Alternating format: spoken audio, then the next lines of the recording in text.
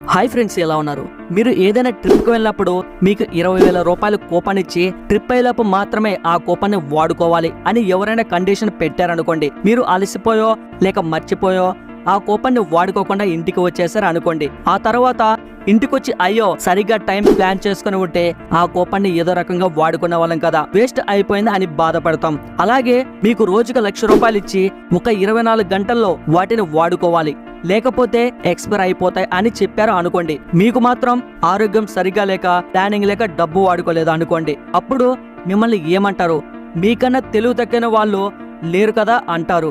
నిజానికైతే ఎవరు అలా వాడుకోకుండా ఉండరు. ఖచ్చితంగా డబ్బు ఖర్చు పెట్టేస్తారు. డబ్బు విషయానికి వస్తే ఎవరు వెనక ముందర ఆలోచించరు కదా, అది కూడా ఫ్రీగా దొరికినప్పుడు. సరిగ్గా ఇదే విషయాన్ని మన డ్రీమ్స్ కి అప్లై చేద్దాం. మన దగ్గర టాలెంట్, నాలెడ్జ్, ఎక్స్పీరియన్స్ అనే ఒక పెద్ద ఖజానా ఉంది, కానీ వాటిని మన కలలను సాకారం చేసుకోవడానికి సరిగ్గా వాడడం లేదు అని నేనంటాను. మరి మీరేమంటారో కింద కామెంట్ చేయండి. అంతేకాదు, ఈ వీడియోకి ఎక్కడా బ్రేక్ ఇవ్వకుండా ఫుల్ గా చూసేయండి. సో ఈ వీడియోకి మీ సపోర్ట్ గా జస్ట్ లైక్ చేయండి చాలు. ఇంకా లేట్ చేయకుండా టాపిక్ లకైతే వెళ్ళిపోదాం. Let's get into start our video.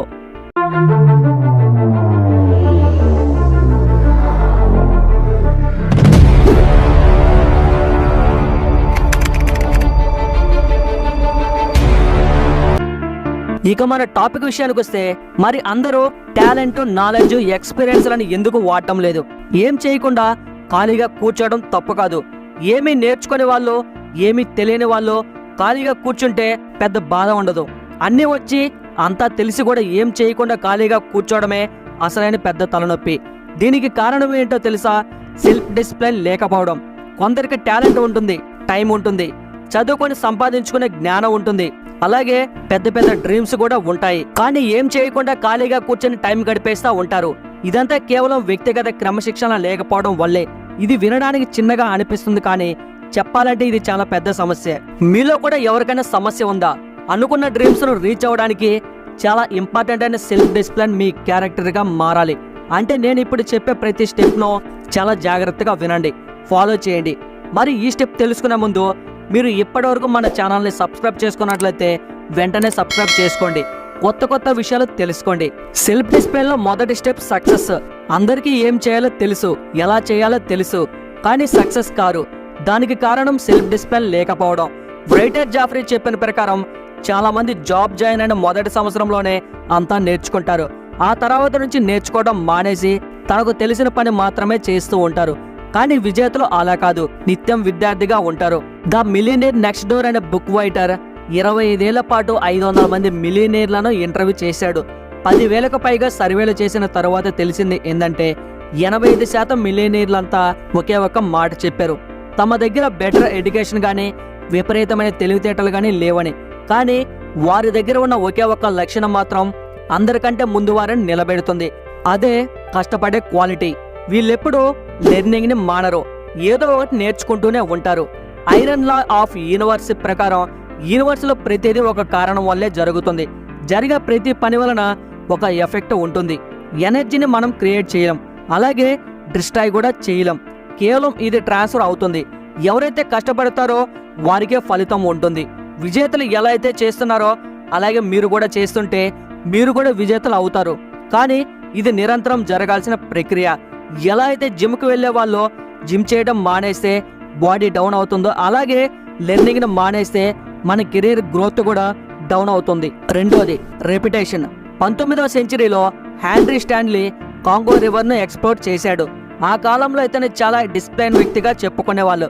Congo river ని ఎక్స్ప్లోర్ చేయడానికి 2040 మందితో ప్రయాణం మొదలుపెట్టిన హెన్రీ మ్యాప్ పూర్తి అవ్వడానికి 1019 మంది మాత్రమే మిగిలారు. 999 రోజుల పాటు ప్రయాణం చేసి కాంగో రివర్ మ్యాప్ ను తయారు చేశాడు. అడవుల్లో ఉండాలి, ఛాలెంజ్ ఫేస్ చేయాలి, తినడం తాగడం కూడా చాలా కష్టం. ఇన్ని రోజులు ఎలా డిసిప్లైన్ గా గడిపారు అని అతన్ని అడిగినప్పుడు ఆయన చెప్పిన ఆన్సర్ ఏంటంటే, నేను డైలీ మార్నింగ్ లేచి నా గడ్డం షేవ్ చేసుకునే వాణ్ణి అని చెప్పాడట. గడ్డం గీసుకోవడం వల్ల డిసిప్లిన్ ఎలా వస్తుంది అని అనుకోవచ్చు. రోజు మార్నింగ్ లేచి షేవ్ చేసుకోవడం వల్ల అతనిలోని కాన్ఫిడెన్స్ పెరిగేదట. ఆ రోజు ఎంత కష్టమైందైనా అంతా నా కంట్రోల్లోనే ఉంటుంది, నేను అనుకున్నది చేయగలను అనే నమ్మకం నాకు ఉండేది అని చెప్పారు. నేను ఒక డిసిప్లిన్ ఉన్న మనిషిని, నాకు సెల్ఫ్ ఎస్టెన్స్ స్ట్రాంగ్గా ఉంటుంది అని నమ్మేవాడట. ఏదైనా పనిని మనం బాగా చేయడం, డైలీ చేయడం అలవాటు చేసుకుంటే దాని ఎఫెక్ట్ మిగిలిన పనుల మీద కూడా పాజిటివ్గా ఉంటుంది. ఇక మూడోది క్యారెక్టర్. డిసిప్లిన్గా అవ్వాలంటే మనకు క్యారెక్టర్ ఉండాలి. అదెలా అంటే ఏ పనైనా షార్ట్ కట్స్లో అడ్డదారుల్లో కాకుండా కష్టమైనా సరే కష్టపడడానికి అలవాటు పడాలి. షార్ట్ కట్స్లో ఫాస్ట్గా చేసేసి సక్సెస్ వచ్చేసింది అనుకుంటే అది ఎప్పటికీ నిలబడదు. టఫ్ గేమ్ ఆడిన వాళ్ళకి ఎప్పుడు మంచి రివార్డ్స్ వస్తాయి.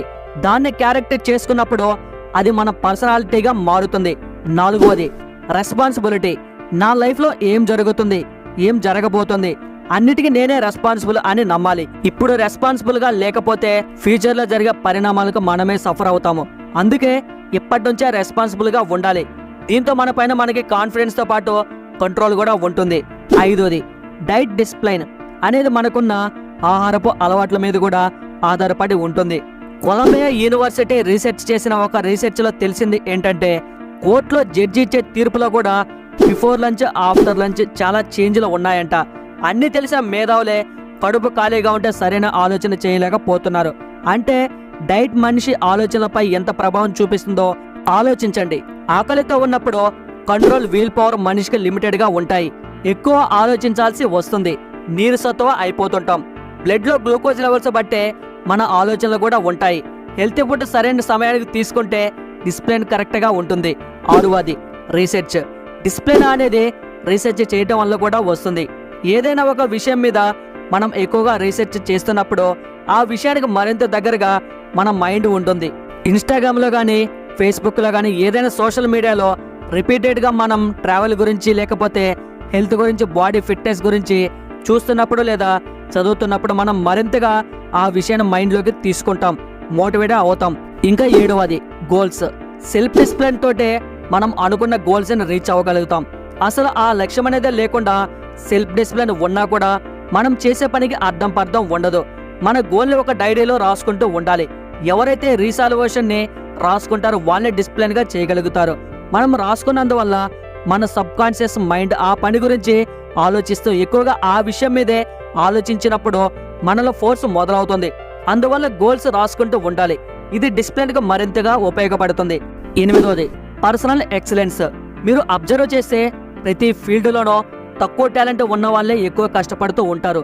ప్రతిరోజు కొత్త విషయాలు నేర్చుకుంటూ ఉంటారు. వాళ్ళు ఉన్న రంగంలో ముందుకెళ్తూ ఉంటారు. చాలా మంది నాకు టాలెంట్ ఉంది, నాకు అన్నీ వచ్చు అనుకున్న వాళ్ళు అక్కడితోనే ఆగిపోతారు. నేర్చుకోవడానికి కూడా ప్రయత్నించరు. అందుకే వీళ్ళు వెనకబడిపోతారు. మనకన్నా ముందు చాలా మంది చాలా రంగాల్లో విజయాలు సాధించారు. వారి గురించి తెలుసుకోవడం, చదవడం, వారితో మాట్లాడడం వలన మనకి మనం పర్సనల్ ఎక్సలెన్స్ ను పెంచుకోవడానికి ఉపయోగపడుతుంది. తొమ్మిదోది courage.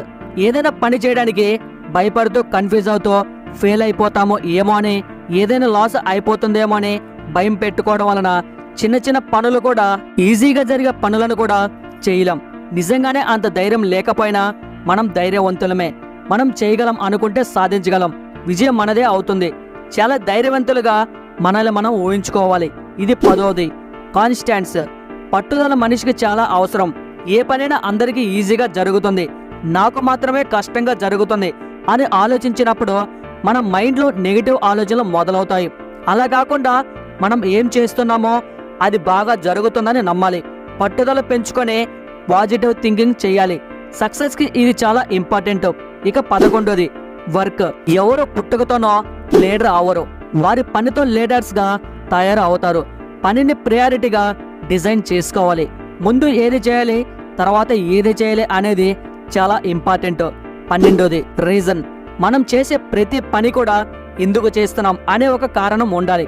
Boxing player Mike Tyson opposition నాక్ డౌన్ చేశాడంటే అపోనెంట్ లేచి నిలవలేనంతగా పడిపోతాడు. కానీ ఒకసారి బస్టర్ డాగ్లెస్ అనే ఫైటర్ రింగులో మైక్ టైసన్ చేతిలో దెబ్బలు తిని పడిపోయాడు. కానీ కొంచెం సేపటికి లేచి మైక్ టైసన్ ఒకే ఒక్క పంచుతో కింద పడేశాడు. ఆ దెబ్బకి ప్రపంచమే ఆశ్చర్యపోయింది. అంత బలంగా ఫైట్ బ్యాక్ చేయడానికి గల కారణం కూడా అతను చెప్పాడు. డాగ్లెస్ అమ్మ చనిపోయే ముందు ఎప్పటికైనా నువ్వు మైక్ టైసన్ తో ఫైట్ చేసి నువ్వు నెగ్గాలని చెప్పారట. అందువలనే ఆమె మాట నిలబెట్టడానికి ఫైట్ చేసి గెలిచాడు. అది అతని విజయానికి రీజన్. చూశారు కదా, ఇవే సక్సెస్ సీక్రెట్. ఇలాంటి ఇంట్రెస్టింగ్ వీడియోలు మీకు ఇంకా చూడాలనే ఉందా? వెంటనే మన ఛానల్ని సబ్స్క్రైబ్ చేసుకొని ఫాలో అవ్వండి. కొత్త కొత్త విషయాలు తెలుసుకోండి. మరొక వీడియోతో మళ్ళీ కలుసుకుందాం. Thanks for watching. జై హింద్.